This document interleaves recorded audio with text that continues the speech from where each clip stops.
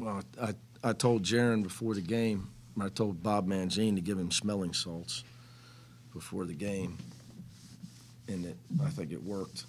It was the best start. He come out ready to play, got off to a great start. I thought our defense, I think we forced 5 turnovers in their first 5 possessions, somebody just told me.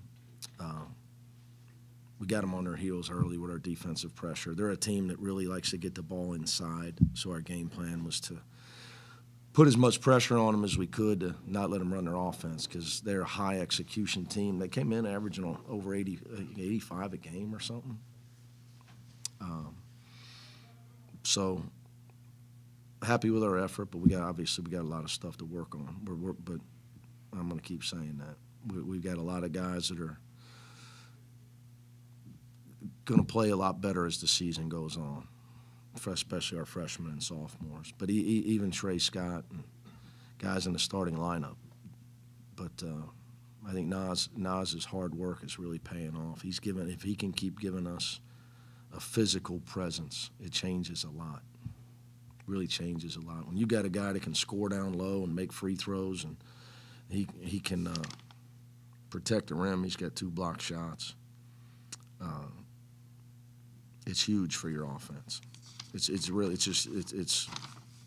He looked like a veteran out there tonight when he was out there. He played 23 minutes. I probably screwed our flow up in the first half with our substitution patterns.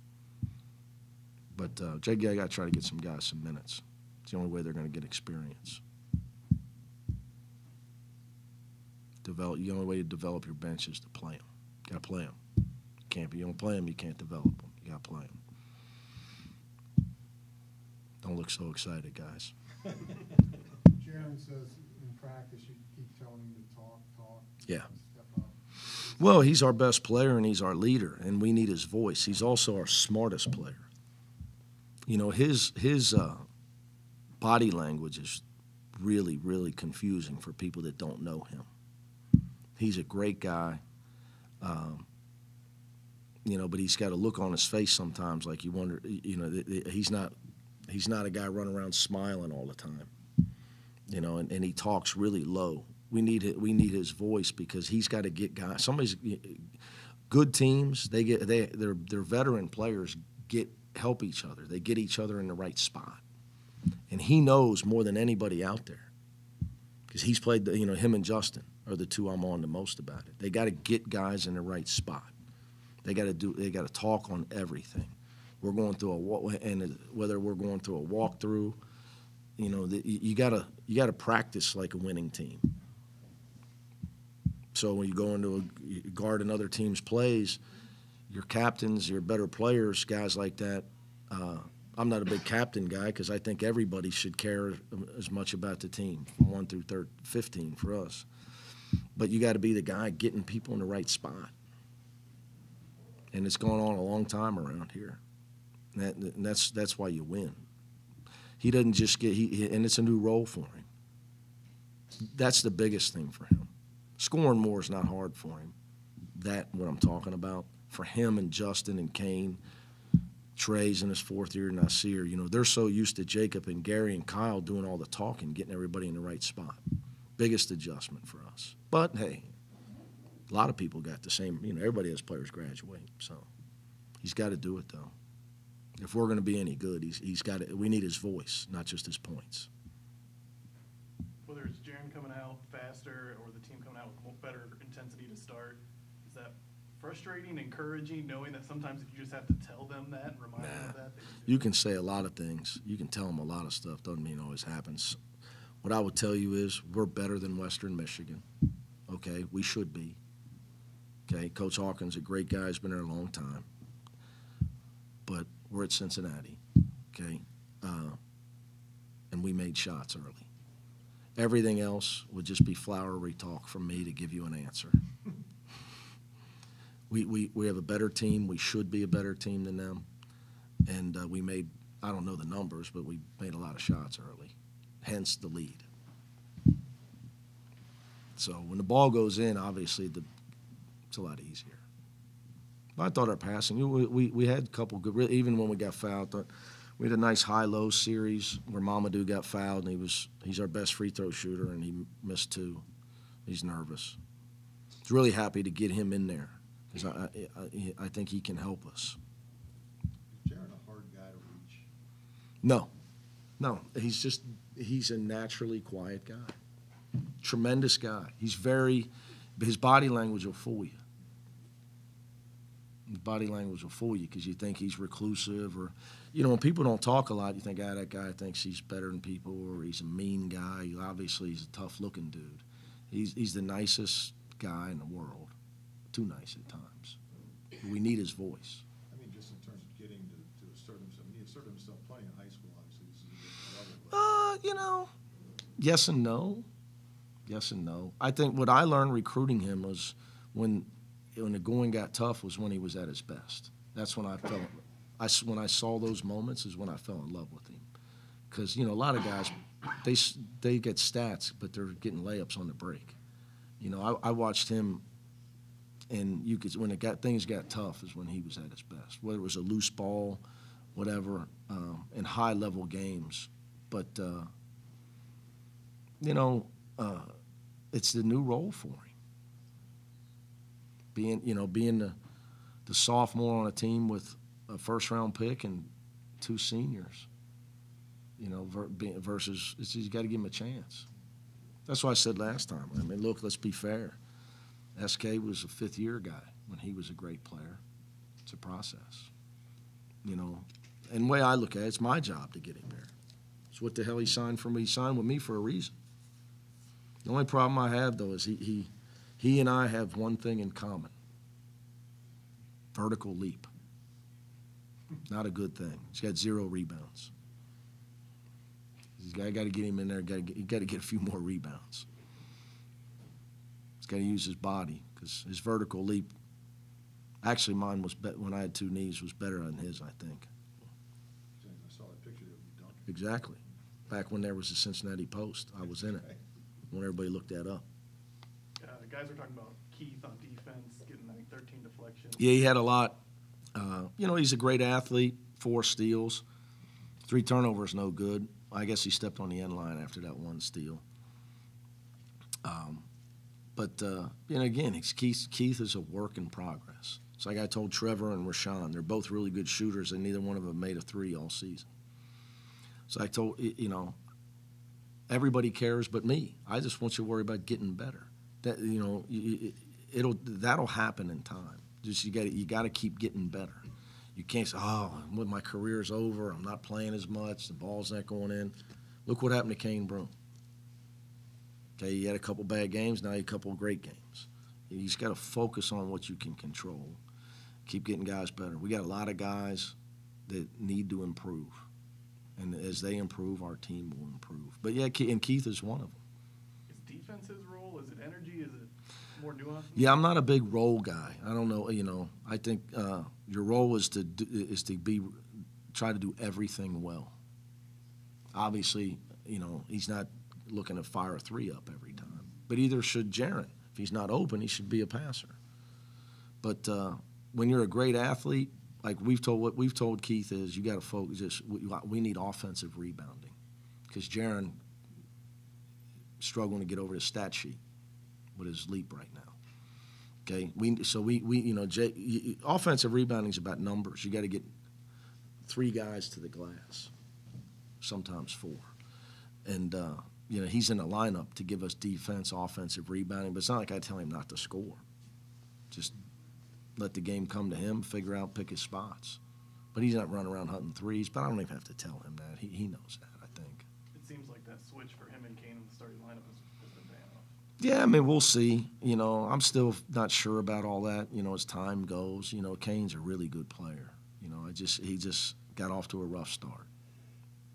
And the way I look at it is I need to coach him better. Logan didn't have a good game tonight, but he's going to be our best player someday at Cincinnati, in my opinion. So it's just progress. Everybody wants to watch one game and of all these games and say, like Jacob Evans, he's not playing right now for Golden State. Well, it doesn't matter.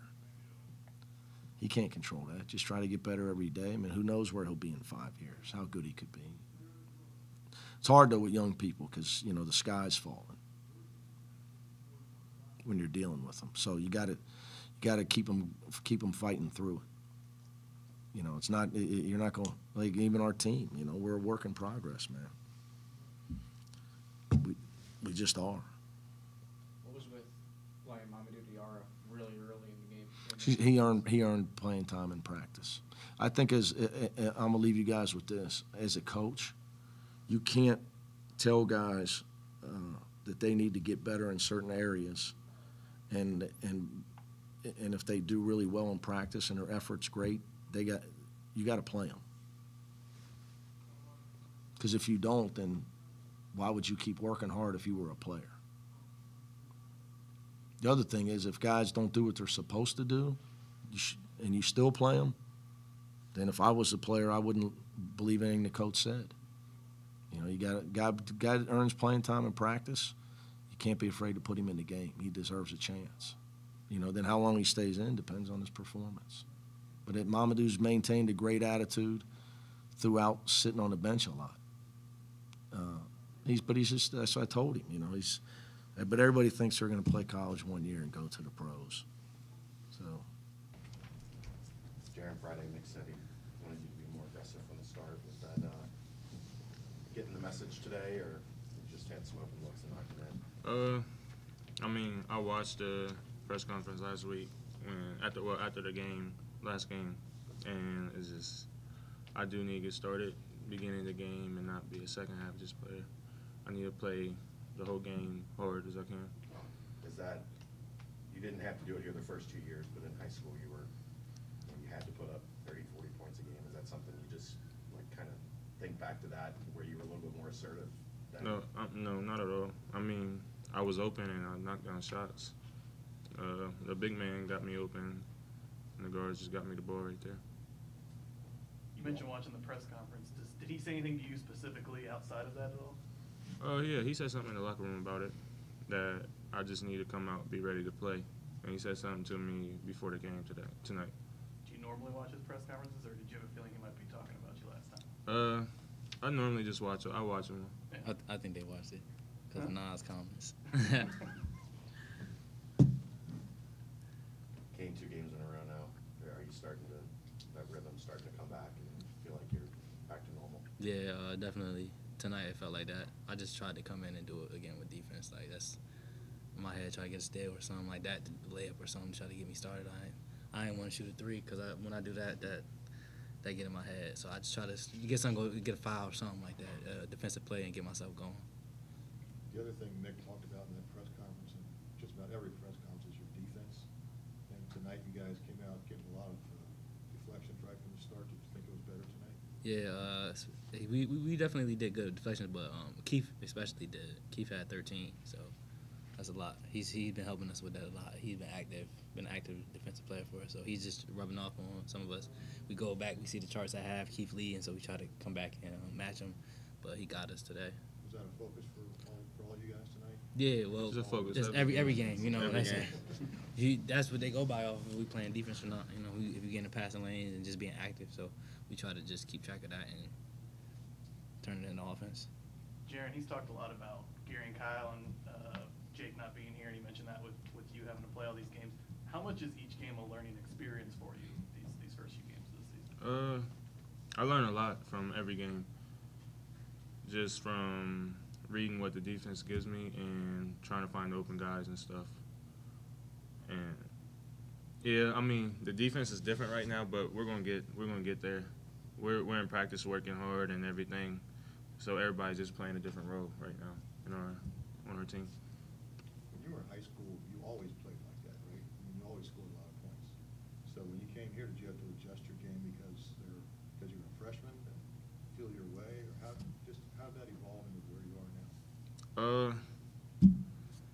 I really just let the game come to me and don't try to force everything. So now, like, coach talking to me while Kyle, Jacob, and Gary are going, I have to look to score if I can get people open shots.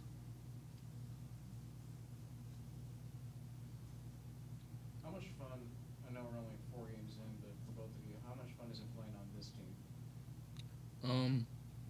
I say more of a. It's fun, definitely, but it's more of a challenge. You know, last year it was more like me and Jarron. It wasn't our team, and so say like Justin, as far as like Nas and Trey, we were the back guys. You know, it was more Jacob, Kerry, Kyle.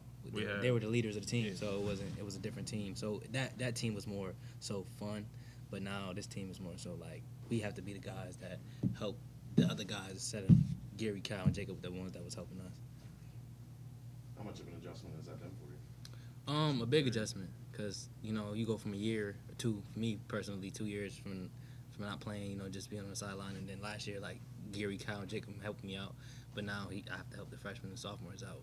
And sometimes while you playing, just playing like how you play hard, so you get lost in that. You know, I'm playing hard defense, but coach is still on me to make sure that I know and have my teammates in the right spots instead of just worrying about myself. So it's a big adjustment. You're a quiet guy. Has that been an adjustment for you too? Oh yeah, coach. He yells at me almost every day. Talk, Jarron. Talk. Like you need to work on your leadership, and that's something I've been working on, trying to talk louder and help the guys out, just like Jacob and Gary and Kyle helped me. Anything else? Thanks, guys. You don't have to.